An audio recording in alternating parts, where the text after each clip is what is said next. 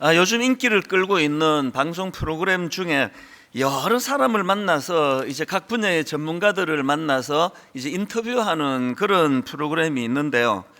지난주에 우연히 제가 그 프로를 봤는데 이혼 전문 변호사를 초대해서 인터뷰를 하는 겁니다. 이 변호사님은 진짜 지금까지 이제 진행했던 이혼 소송 건수가 2,000여 건이나 된다 그러고요. 그리고 보통 이혼 소송이 한 1년 이상 그 시간을 끄는 이런 경우들이 많다는 겁니다. 그래서 이제 이 동시에 진행되는 건수가 보통 한 300여 건, 그리고 많을 때는 한 500여 건이 동시에 이 소송이 진행이 된다 그러니까 진짜 그 전문 변호사가 맞는 것 같습니다. 그 변호사 대화를 들어보면은 이미 그 부분에 많은 이혼과 관련한 통계 자료를 갖고 있는 거죠. 이분이 뭐라 얘기하는가 하니까 예전에는 결혼하면 당연히 부부 재산이 하나 되는 거 아닙니까? 부부는 모든 걸 다 하나로 이루어져 가는 거라고 알고 있기 때문에 그런 데 대한 갈등이 전혀 없는데 요즘은 그렇지 않다는 겁니다. 이 부부가 돈 관리를 따로 하는 게 대세라는 거예요. 예를 들면은 이제 맞벌이 부부가 이제 돈을 벌면은 각자 통장을 관리한대요. 되게 또 그 효율적이라 생각하는 것 같아요. 그래서 이제 각자 통장을 관리하고 이제 공동 생활비를 이거를 이제 공동 통장을 하나 만들어 가지고 거기에 생활비들은 또 거기에 넣어 갖고 이제 쓴다고 그러는데요. 그러다가 이제 그 공동 통장에 왜 입금 안 했냐 이런 것 갖고 또 싸우고 그러기도 한다는 거죠. 예를 들어 가지고 이제 어떤 일이 일어나는가 하면은 이제 집안 살림을 위해 가지고는 공동 통장에 입금된 그 돈을 가지고 이제 써야 되는데 사람이 이제 장을 보다가 보면은 예를 들어 이제 여자분이 이제 그 시장을 보면은 갑자기 이제 자기에게 필요한 물건이 있을 거 아닙니까? 그러면 상식적으로 그거 하나 더 얹어서 계산하는 건 굉장히 당연한 것 같은데 이게 이제 문제가 된다는 거죠. 왜 여성용품을 왜 공동 통장에서 썼느냐? 이래서 이제 싸움이 나고 이게 다툼이 되고 이혼으로 가고 이제 이런 일들이 일어난다는 거죠. 이건 제가 믿겨지지가 않는데요. 이제 명절이 되거나 이러면 이제 양가 부모님에게 이제 선물을 드리잖아요. 선물을 구입하러 갔는데 예를 들어서 이제 남편 부모님의 선물이 아내 그보다 더 비싸다. 왜 공동 그거로 했는데 왜 당신 부모님에게 더 비싼 거 했느냐? 이런 게 이제 문제가 된다. 그런 얘기도 하는 거죠. 이건 진짜 안 믿어지는데요. 이제 양가 부모님에게 명절에 인사하러 갈 거 아닙니까? 인사하러 가는데 지금 이제 예를 들어서 이제 다 이거 예를 든 겁니다. 이제 처갓집으로 간단 말이죠. 이렇게 말한대요. 당신 집에 가는 거니까 당신이 기름값 내라. 이런 것 때문에 이제 다투고 이런다고 이런 이야기들을 이 변호사님이 한참을 하는데 이게 믿을 수도 없고 안 믿을 수도 없고 물론 이제 이혼의 과정이니까 이제 감정이 개입되고 그래서 그랬을 거라고는 그렇게 애써 믿고 싶은데요.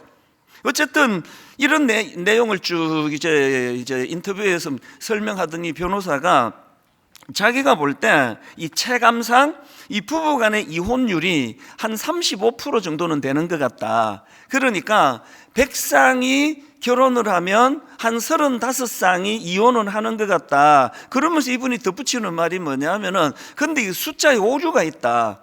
그게 무슨 이야기인가 하니까요. 통계에 안 잡히는 게 있대요. 요즘에 결혼을 했는데 혼인신고하지 않는 경우가 굉장히 많다는 거죠. 결혼을 하고 혼인신고 안 하고 살는데 심지어는 아기를 낳았는데도 혼인신고를 안 하는 경우가 있다는 거죠. 그분들이 이혼을 하면 이게 통계에 안 들어간다는 겁니다. 그래서 아마 35%보다 훨씬 더 많지 않을까 생각한다. 그런 이야기도 하더라고요. 여러분 결혼했는데 왜 혼인신고를 안 할까요? 왜 결혼식을 안 할까요? 물론 뭐 경제적인 이유나 부득이한 어떤 사정 때문에 그렇게 할 수 없는 경우 뭐 그걸 우리는 뭐 함부로 판단하고 정죄하면 안 된다고 생각합니다. 그러나 다 아시잖아요. 사실은 이게 유럽에서 건너온, 미국에서 건너온 그 문화 아닙니까? 동거. 그 왜 동거가 이렇게 많아지느냐? 내가 저 사람 어떻게 믿고 내가 혼인신고를 하느냐? 살아보고 여러 가지 면에서 그 내 마음에 뭐 합하면은 뭐 그때 가서 혼인신고해도 늦지 않는 거 아니냐? 이게 유럽의 문화의 핵심 아닙니까? 그리고 뭐 이 가정이 지금 막 파괴가 되는 이런 상황이다 보니까 뭐 혼인신고 이런 거에 대한 의미도 별로 두지를 않는 거거든요. 그리고 제가 그 프로에서 참 놀랐던 게요. 결혼하면은 그 참 결혼에 꽂힌 신혼 아닙니까? 그 콩깍지가 씌워가지고 그냥 그 죽고 못 사는 그게 신혼인데요. 그런데 그 변호사님 얘기를 들어보니까 이 결혼 4년 차 이하, 이 결혼 4년 차 이하 신혼의 이혼율이 27%인데요. 이게 전체 이제 뭐 예를 들어 결혼 10년 차, 결혼 20년 차, 결혼 30년 차 이 모든 통계에서 결혼 4년 차 이하 이혼이 가장 높다는 겁니다. 뭘 의미하는 거죠? 참지 않는다는 거죠. 그러면서 이제 이분이 하는 이야기가 이 가정마저, 결혼마저도 이해관계를 따지고 실리를 따지는 그런 세상입니다. 저는 이 변호사님 인터뷰 영상을 보면서 두 가지가 머릿속에 막 떠올랐는데요. 하나가 이겁니다. 제가 그 기독교 교육 전문가 교수님인데요. 그 이동열 교수라고 우리 교회에서도 함께 사역했던 분이에요. 이 전문가 강의를 제가 듣던 중에 그 자아팽창 시대 이런 용어를 강의 시간에 이분이 하더라고요. 자아팽창 시대가 뭐냐 하니까 이게 에고 익스펜션이라고요. 한마디로 말하면 이 마음속의 자아가, 그러니까 이 나라는 존재가 이 풍선처럼 부풀러 올라가지고 이게 터지기 직전이에요. 이게 자아팽창입니다. 그러니까 오로지 내 생각이 다 옳은 거다. 이 자아팽창이거든요. 내 감정이 가장 중요하다. 내 기쁨, 이게 내가 유익한가? 이게 내 행복한 일인가? 이게 살아가는 기준에 가장 중요한 시대가 됐기 때문에 이걸 자아팽창 시대라고 그렇게 설명을 하더라고요.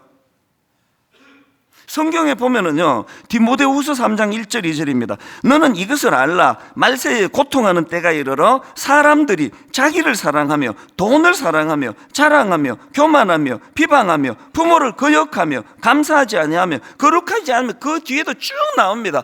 이 모든 이 시대의 말세에 일어나는 양상의 견인차 아시죠? 그 차가 그 불법 주차하면은 그 견인차가 와서 끌고 가요. 그러면 시동 안 거는데도 그 차는 따라가게 돼 있는 거죠. 그 견인차가 자기 사랑, 돈 사랑이라는 겁니다. 극단적인 자기 중심의 삶을 부추기는 이 시대, 이게 자아팽창 시대인데, 놀랍게도 2000년도 더 전에 성경이 이걸 예언하고 있는 거죠. 마지막 때에는 바로 이것이 뭘 가져다 준다고요? 행복을 가져다 주는 게 아니라 뭘 가져다 준다 그럽니까? 1절을 다시 보세요. 너는 이것을 알라. 말세에 고통하는 때가 이르러. 말세에 우리들에게 고통을 주는 가장 결정적인 견인차는 극단적인 자기 사랑이에요. 부부, 그거 다 필요 없고 내게 유익하냐? 이 남자가, 이 여자가 내게 유익하냐는 거죠. 부모? 무능한데 그게 무슨 부모야? 내게 유익한 게 그게 부모라는 거. 이게 극단적인 이 시대에 지금 우리가 살아가고 있는 거거든요. 그래서 저는 이혼 전문 변호사 인터뷰 영상을 보면서 이 자아팽창 시대, 이 용어가 떠올려졌고요. 그런가 하면 또 하나가 떠올려졌는데, 예전에도 한번 인용해 드린 적이 있는 아낌없이 주는 나무라는 동화책이 떠올랐습니다. 전에 제가 이 말씀드렸죠. 이 동화책에 나오는 저는 나이가 이렇게 많아도요, 그 그림책이 그렇게 아주 많지는 않아도 제 서재에, 또 교회 서재에 그림책이 꽤 있습니다. 이 그림책은요, 우선 뭐 복잡하지 않아요. 막 굉장히 전하고자 하는 메시지가 선명해요. 아낌없이 주는 나무는 뭐 다 아시잖아요. 뭐 그 소년에게 모든 걸 내어줘요. 맹목적이에요. 그리고 나중에는 더 이상 줄 게 없으니까 둥지를 잘라가지고 의자로 앉아라. 이게 이제 아낌없이 주는 나무 내용인데, 제가 전에 말씀드렸죠. 맨 마지막에 한 장을 저는 인식을 못했거든요. 다 그냥 읽어 내려갔기 때문에. 어느 날 이걸 다시 읽으면서 탁 넘기는데 짧은 이 한마디가요, 저를 그냥 막 그날 이렇게 무장을 해제시켜 버리더라고요. 그 짧은 한마디가 이거예요. 그래서 나무는 행복했습니다. 그래서라는 접속사는 그 앞에 모든 것을 다 내어주는, 여러분 오늘 이 시대는요, 악한 사단이 마지막 장을 지워버린 시대예요. 이게 뭔가 뭐 이게 내가 손해 보는 것 같고, 아니 내가 내 부인한테 이만큼 주는데 자기 나한테 주는 게 뭐야? 이 싸우는 게 다 이거 아닙니까? 그래서 나무는 행복했답니다. 이게 성경의 원리거든요. 그래서 사도행전에서도 사도 바울이 이런 말을 합니다. 사도행전 20장 35절. 또 주 예수께서 친히 말씀하신 바 주는 것이 받는 것보다 복이 있다 하심을 기억하여야 할지니라. 사단은요, 성경을 읽어도 이런 거는 그냥 통과, 네한테 별로 유익하지 않으니까 이거 그냥 넘어가. 이게 참 이게 뭉클한 게요, 이게 이론이 아니고 사도 바울이 그 에베소 교회에 참 모든 것을 다 쏟아부었던 그 에베소 교회를 이제 떠나는 겁니다. 예루살렘으로 떠나기 전에 정들었던 그 장로님들을 다 청해가지고 한 말이에요. 그러니까 내가 정말 이 에베소 교회를 위하여 모든 걸 다 쏟아부었는데 이게 내게 행복이더라. 당신들도 그렇게 살면 좋겠다. 이 권면이거든요. 그래서 바울이 이런 권면도 합니다. 고린도전서 10장 24절. 누구든지 자기의 유익을 구하지 말고 남의 유익을 구하라. 여러분, 이 마지막 때에 사람들은 자기를 사랑하고 돈을 사랑하는데 이런 극단적인 자기 사랑을 부추기는 시대. 이혼해버려라. 너 그러고 왜 참고 사니? 그 남자가 그 여자가 네한테 이것밖에 안 해주는 시대에 그냥 헤어져. 혼자 사는 게 훨씬 나아. 이런 것들을 부추기는 이런 시대이기 때문에, 그래서 항상 내 생각만이 옳은 거죠. 항상 내 감정이 가장 중요합니다. 오늘 예배 드리러 온 거, 영어로 예배가 서비스라는 건 아시죠? 이건 우리가 하나님께 드리는 거예요. 뭐 그런 거 다 필요 없고, 저 목사가 얼마나 내 기분에 잘 맞는 설교를 하느냐, 뭐 이게 굉장히 중요한 거 아니에요? 여러분, 은혜 받았습니다. 이게 다른 말로 오늘 내 기분이 좋아졌습니다. 그거 아닙니까? 진짜 그거 아닙니까? 이게 오늘 우리 시대이기 때문에, 그래서 제가 지난주 설교를 통해서 로마서 12장 2절, 너희는 이 세대를 본받지 말고, 그래서 이런 것들을 부추기는 이 시대는, 이거는 우리에게 고통을 가져다 준다. 그래서 이 실패한 모델이라 그랬잖아요. 유럽이, 미국이 가져다 준 이 문화가 이혼을 급증하게 만들고 부모 자식도 없게 만들고 거기 거래 관계로 만들고, 원래부터 우리 예수 믿기 전에 우리나라도요, 유럽처럼 안 그랬습니다. 모든 걸 희생하고 다 내어주고, 이게 부모의 모습 아니었냐고요. 그리고 자녀들은 그 부모의 사랑을 사랑으로 알아 눈물로 효도하던 그런 시대, 이게 다 어디로 가버렸습니까? 그래서 너희는 이 세대를 본받지 말고, 이건 그 실패한 모델인 이 세상 방식을 따르지 말고, 그런 뜻이라고 말씀을 드렸는데요. 자, 그렇다면은 대안이 뭐냐는 거예요. 그럼 그냥 뭐 따르지 말고 이런 소리만 하지 말고, 그럼 어떻게 해야 되느냐? 바로 그 대안이 1절에 나옵니다. 그 어떻게 해야 되느냐? 자, 1절을 보십시오. 그러므로 형제들아, 내가 하나님의 모든 자비하심으로 너희를 권하노니 너희 몸을 하나님이 기뻐하시는 거룩한 산 제물로 드리라. 여기서 제일 중요한 건 드리라예요. 뭐 그 수식어 다 빼고, 그 대안이 뭐냐? 극단적인 이기적인 시대에 대안은 드리랍니다. 드리라. 그래서 이제 그 비슷한 내용이 고린도후서 5장 15절입니다. 그가 모든 사람을 대신하여 죽으심은 살아있는 자들로 하여금 다시는 그들 자신을 위하여 살지 않고 오직 그들을 대신하여 죽었다가 다시 살아나신 이를 위하여 살게 하려 함이라. 여러분, 이 극단적인 자기 사랑으로 몰고 가는 이 시대에 익숙한 우리에게 이런 권면은요, 손톱도 안 들어가요. 내가 이래서 내가 교회 가는 게 싫단 말이야. 뭐 드리기는 뭘 드려? 받아오기도 지금 부족한데. 아니 뭐 다시는 너 자신을 위해 살지 말라. 그래서 여러분, 기독교는요, 이 포스트 모더니즘 시대에 뭐 저 같은 목사들이 워낙 교회를 뭐 그냥 깽판을 쳐갖고도 문제가 많지만요, 그런 일 없다고 해도 이 시대의 기독교는 공공의 적입니다. 이게 자리 잡기가 어려운 종교예요. 그럼 어떻게 하면 되느냐고요? 그럼 기독교 이렇게 끝입니까? 여기에 진짜 중요한 메시지가 있습니다. 여러분, 아무리 시대가 바뀌고 아무리 세상이 바뀌어도 여전히 우리가 아까 너희 몸을 하나님이 기뻐하시는 그 산제물, 너희 몸을 하나님이 기뻐하시는 산제물로 드리라, 이게 전인격적인 표현이라고 말씀을 드렸잖아요. 이게 오늘도 가능할 수 있는 유일한 비결이 있다는 거죠. 언제 이 권면을 우리는 이행할 수 있는가? 그것도 1절에 답이 있습니다. 1절을 다시 한번 보십시오. 그러므로 형제들아, 내가 하나님의 무엇으로 권합니까? 모든 자비하심으로 너희를 권하노니 너희 몸을 하나님이 기뻐하시는 거룩한 산 제물로 드리라. 이는 너희가 드릴 영적 예배니라. 이걸 세번역으로 보니까요, 형제 자매 여러분, 그러므로 나는 하나님의 뭘 힘입어 권합니까? 하나님의 자비하심을 힘입어 여러분에게 권합니다. 공동번역에 이렇게 돼 있더라고요. 그러므로 형제 여러분, 하나님의 자비가 이토록 크시니 나는 여러분에게 권고합니다. 그러니까요, 너 자신만을 위해 살아라. 너 행복을 위해 살아. 결혼 상대방이고 뭐고 상대방이 너를 행복하게 만들지 않으면 그건 꽝이야. 이런 메시지가 끊임없이 쏟아지는 이 시대에도 우리가 그리스도를 위하여 전인격적으로 주님께 드릴 수 있는 힘은 어디서 나오느냐? 이 감격을 회복하는 거예요. 하나님께서 자비하심으로 우리를 어떻게 대해 주셨는가? 그럼 여기서 중요한 게 뭐냐 하면은, 지금 바울이 하나님의 모든 자비하심으로 너희를 권한다 이렇게 권하고 있는데, 여기서 말하는 자비하심이 뭐냐는 거예요. 여기서 말하는 자비하심이 뭐냐고요? 이게 십자가입니다.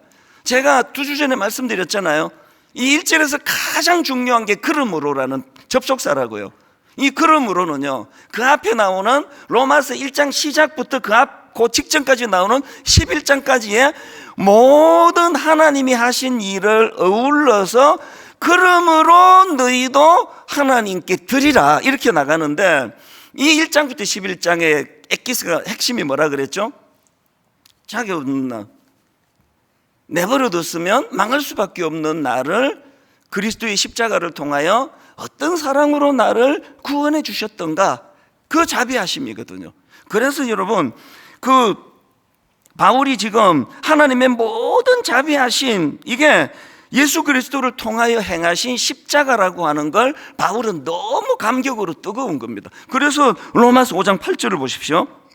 우리가 아직 죄인 되었을 때에, 그리고 로마서 5장 6절, 우리가 아직 연약할 때에 기약대로 그리스도께서 경건하지 않은 자를 위하여 죽으셨도다. 이 그리스도의 십자가예요. 여러분, 아무리 세상이 바뀌고 또 바뀌고 타락하고 또 타락해도 절대로 그 마음 안에 그리스도를 향한 뜨거운 사랑이 변하지 않은 사람은 계속 나와요. 분당 우리 개척 이후로 우리는 기존 신자 등록을 안 받기 때문에 그런 분들이 눈에 더 떠요. 여전히 그 마음의 뜨거움으로 주님 앞에 돌아오는 분들은 다 이 그리스도의 십자가가 가진 놀라운 사랑을 경험한 사람들은 다 돌아와요. 제가 앞에서 아낌없이 주는 나무, 이 그림책 이야기를 말씀해 드렸는데요, 이번에 이제 그 이혼 전문 변호사 강의를 듣다가 제가 이 책이 생각이 나서 꺼냈어요, 다시. 이게 다시 제가 보다가 보니까 이게 그림책이 좋은 게요, 여러 번 읽었는데도 놓친 단어들이 계속 떠올려지거든요. 이번에 새로 발견한 게 이겁니다. 소녀는 나무를 무척 사랑했고, 콤마, 나무는 행복했습니다. 눈물이 왈칵 쏟아질 뻔했어요. 소녀는 나무를 무척 사랑했고, 이 소녀가 한 건, 소년이 한 건 딱 하나예요. 그 나무가 자기에게 한 걸 알고 있었다는 거예요. 그래서 소년도 팔 하나 잘라가지고 나무에게 대갚은 게 아니고요, 그 나무가 자기에게 아낌없이 모든 걸 준 걸 알았기 때문에 소년이 한 건 간단해요. 사랑한 거예요. 이게 복음이에요. 그리고 우리 하나님도 똑같으세요. 너 봤지? 로마서 1장부터 11장까지 내가 한 일 봤지? 그러니까 너도 팔 하나 자르란 말이야, 나를 위해서. 이거 아니에요. 하나님이 행복하신 조건 하나예요. 우리가 그것을 알아줄 때예요. 우리가 그 사실을 인정할 때예요. 소녀는 나무를 무척 사랑했고 나무는 행복했습니다. 하나님하고 인간 부모가 거의 유일하게 닮은 공통점이 이거예요. 모든 부모도 자식에게 바라는 게 없습니다. 거의 대부분이. 그리고 알아주는 거. 소녀는 나무를 무척 사랑했고 나무는 행복했습니다. 이게 복음이라니까요. 지금 바울의 감격을 한번 보십시오. 고린도후서 5장 13절입니다. 이렇게 고백합니다. 너무 벅차가지고 과장법을 구사해요. 우리가 많이 미쳤어도 하나님을 위한 것이요, 정신이 온전하여도 너희를 위한 것이니 그리스도의 사랑이 우리를 강권하시는도다. 여기서 강권하시는 그 사랑은 십자가의 사랑이라고 말씀드렸잖아요. 세 번역은 더 와닿게 번역했더라고요. 그리스도의 사랑이 우리를 휘어잡았습니다. 그리스도의 사랑이, 그 감격이 바울의 모든 걸 휘어잡아 버렸어요. 다메섹 도상에서 자격 없는 나, 예수님을 핍박했던 나, 교회를 핍박했던 나, 이런 나 같은 것을 그리스도의 십자가 사랑으로 날 구원해 주신 그 은혜에 내가 어떻게 해요? 그리스도의 사랑이 나를 휘어잡았습니다. 이거 없이는요, 맨정신으로 이 시대에 누군가를 섬기는 일은 불가능합니다. 이런 의미에서 저희 어머니는 굉장히 독특하신 분이에요. 저희 어머니는 저를요, 교회에 내어주신 분이에요. 그래서 이해가 안 되는 행동들을 많이 하셨습니다. 예를 들면 모든 저희 집안일에 저는 예외예요. 열외. 뭐 이런 거죠. 제 형이 혹은 누나가 이제 한국을 방문하잖아요. 그럼 좀 몰랐어요. 어머니가 부르신대요. 전화로 말씀하신대요. 너 이거 이 목사한테 연락하지 마라. 너 한국 간다는 얘기 이 목사한테 절대 하지 마라. 그리고 분당 우리 교회 근처도 가지 마라. 우리 형제도 대단해요. 그걸 또 다 순종을 해요. 그래서 몰랐어요, 다녀간 지. 더 놀라운 게 뭔지 아십니까? 저에게 제가 가장 힘들 때 참 눈물나게 제게 힘이 되어준 모든 형제가 다 그렇지만 더 유난히 힘이 되어준 누나가 있거든요, 제게. 근데 그 누나가 쓰러지셨어요. 그리고 이게요, 하나님의 은혜 아니고는 살 수가 없는 상황이에요. 이 뇌종양도 아니고 하여튼 이 뇌가 터졌어요. 그래서 이게 그냥 이건 돌아가시는 일이에요. 죽는 일이에요. 기적같이 살아났는데요, 놀라운 게 어머니가 그때도 말씀하셨어요. 이거 이 목사한테 연락하지 마라. 그래갖고요, 전 저희 누나가 사경을 헤매고 수술하고 기적같이 살아나는 과정 하나도 몰랐습니다. 이해가 되세요? 모든 형제들이 상처 없이 그 말씀에 순종을 했어요. 어머니의 마음을 아시거든요. 저를 분당 우리 교회를 위하여 내어 주신 거예요. 심지어는요, 제가 이제 신학교를 들어간 이후로 방학 때 이제 미국으로 안 간 적도 많고요. 어쩌다가 방학 때 이제 미국에 가서 한 2, 3주 혹은 3, 4주 있다가 한국으로 돌아오면 그때는 뭐 결혼도 하기 전이고 어리고 또 막내고 이러니까 그렇게 그 시간이 아쉽더라고요. 그래서 이제 미국 가기 전날 막 분위기를 잡죠. 막 이제 어머니 손을 잡고 또 헤어지는데 그러고 그러면 어머니는 거의 뭐 로봇 수준이에요. 손을 탁 빼시면서 얘가 또 왜 이래?